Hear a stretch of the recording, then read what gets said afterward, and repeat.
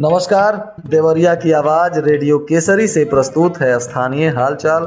पहले मुख्य हालचाल। डीएम ने की उर्वरक वितरण की समीक्षा। कृषि मंत्री ने उर्वरक एवं बीज की उपलब्धता को लेकर किया बैठक। शासन के सर्वोच्च प्राथमिकता वाले कार्यक्रम की सीडीओ ने की समीक्षा। स्थानीय हालचाल के इस अंक के साथ मैं अनिकेत मिश्र। अब हालचाल विस्तार से।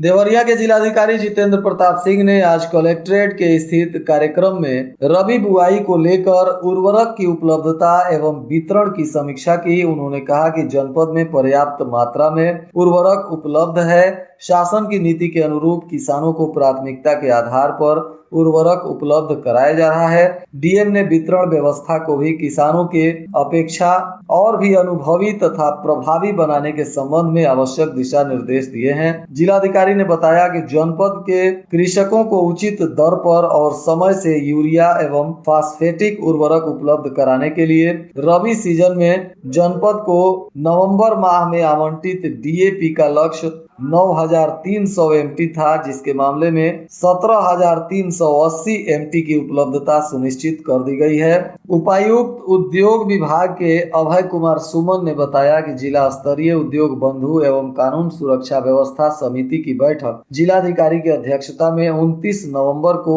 12:30 पर शुरू होगी और यह कार्यक्रम गांधी सभागार कक्ष में होगा। जनपद देवरिया में इससे संबंधित सभी लोग इस बैठक में हिस्सा लेंगे और संबंधित अधिकारियों से समस्त सूचनाओं सहित ससमय इस बैठक में आने के लिए निर्देश दिया गया है।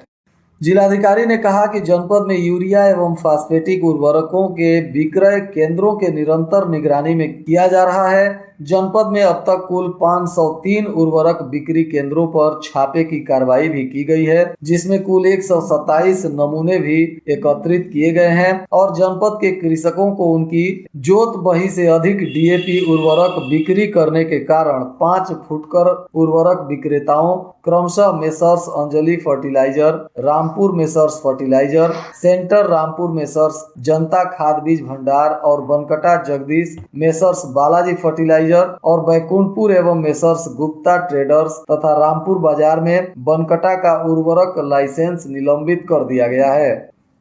उत्तर प्रदेश के कृषि मंत्री सूर्य प्रताप शाही ने आज निरीक्षण भवन में अधिकारियों के साथ बैठक कर जनपद में खाद एवं बीज की उपलब्धता एवं धान खरीद की समीक्षा की। उन्होंने कहा कि जनपद में उर्वरक एवं बीज पर्याप्त मात्रा में उपलब्ध है। क्रय केंद्र पर आने वाले प्रत्येक किसान को शासन की नीति के अनुरूप उर्वरक एवं बीज उपलब्ध कराया जा रहा है। इस कार्य में लापरवाही मिलने पर जवाबदेही भी तय की जाएगी और कार्रवाई की जाएगी। कृषि मंत्री ने कहा कि जनपद की 106 समितियों पर 453 मीट्रिक टन फास्फोटिक उर्वरक तथा 507 निजी केंद्रों पर 2,267 मीट्रिक टन फास्फोटिक उर्वरक उपलब्ध है। कृषकों को रकबा के अनुसार उर्वरक दिया जाए। प्रत्येक बिक्री केंद्र पर उर्वरक की उपलब्धता तथा मूल्य की उपलब्धता की सूची भी अंकित की जाए, इसको लेकर उन्होंने निर्देश दिया है। उन्होंने जिला प्रशासन को उर्वरक वितरण की स्थिति की सतत निगरानी करने का भी निर्देश दिया।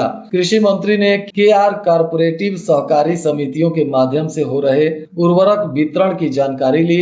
उन्होंने कहा कि उर्वरक विक्रय में सहकारी समितियों की महत्वपूर्ण भूमिका होती है, उनकी सतत निगरानी की भी आवश्यकता है। देवरिया के मुख्य विकास अधिकारी रविंद्र कुमार की अध्यक्षता में आज मुख्य सचिव द्वारा निर्धारित शासन के सर्वोच्च प्राथमिकता वाले कार्यक्रमों की समीक्षा बैठक की गई। इस दौरान एक एक योजनाओं की बिंदुवार समीक्षा की गई और धान क्रय की समीक्षा में पाया गया कि जनपद में कुल 92 क्रय केंद्रों पर धान की कम खरीदारी की गई है। इसके लिए सभी केंद्र प्रभारियों को चेतावनी देते हुए उप संभागीय वितरण अधिकारी देवरिया को भी निर्देशित किया गया है। डिप्टी आरएमओ को यह निर्देश दिया गया है कि प्रतिदिन धान क्रय की समीक्षा करें।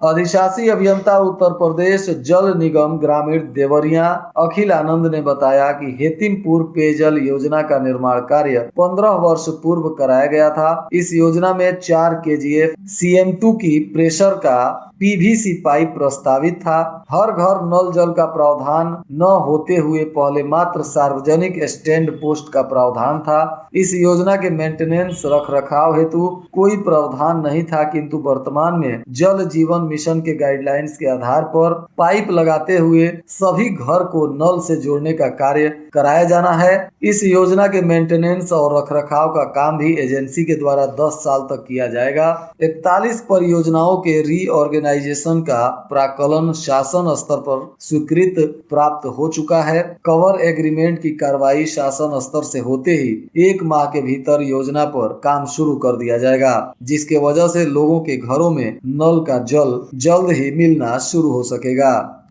देवरिया कस्या जिला सहकारी बैंक लिमिटेड भूमि विकास बैंक आरसी की वसूली में मात्र 11.57% पाई गई है, जिसको लेकर सहायक आयुक्त एवं सहायक निबंधन सहकारिता देवरिया को कम वसूली होने के कारण चेतावनी दिया गया। इनके द्वारा वसूली के संबंध में अपर जिलाधिकारी देवरिया की अध्यक्षता में नियमित बैठक करने का भी निर्देश दिया गया। वहीं कन्या सुमंगला योजना में प्राप्त आवेदन पत्रों की संख्या के मामले में अग्रसारित आवेदन पत्रों की संख्या में अंतर पाया गया, जिसके बाद पूछताछ के क्रम में उपस्थित प्रतिनिधि द्वारा कोई स्पष्ट उत्तर नहीं दिया गया, जिसके बाद किस स्तर पर मामला लंबित है, जिला प्रोबेशन अधिकारी के अनुपस्थित रहने के लिए भी कारण बताओ नोटिस जारी किया गया। और आज के मौसम का तापमान देवरिया में न्यूनतम 13 डिग्री सेल्सियस और अधिकतम 27 डिग्री सेल्सियस रहने की संभावना है। अंत में मुख्य हालचाल एक बार फिर। डीएम ने की उर्वरक वितरण की समीक्षा। कृषि मंत्री ने उर्वरक एवं बीज की उपलब्धता को लेकर किया बैठक। शासन के सर्वोच्च प्राथमिकता वाले कार्यक्रम की सीडीओ ने की समीक्षा। इसके साथ ही रेडियो केसरी से प्रसारित स्थानीय हालचाल का यह अंक समाप्त हुआ। नमस्कार।